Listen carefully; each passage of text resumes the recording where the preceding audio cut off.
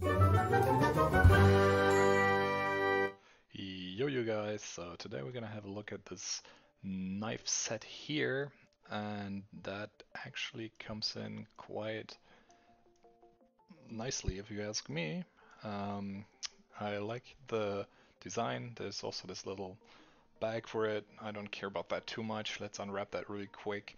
And here is our knife, and it has a really nice color scheme, and also it feels really good, and it snaps right out just like that. It has a pointy tip, which yeah can be kind of dangerous, so be careful with that. And yeah, and as soon as you push this button here, it snaps back in.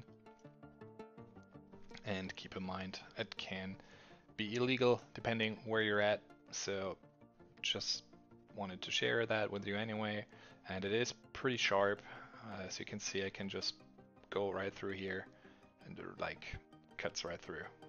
And that's gonna be it for today. Just a little nice looking cool knife on my side here, and I call it a day today.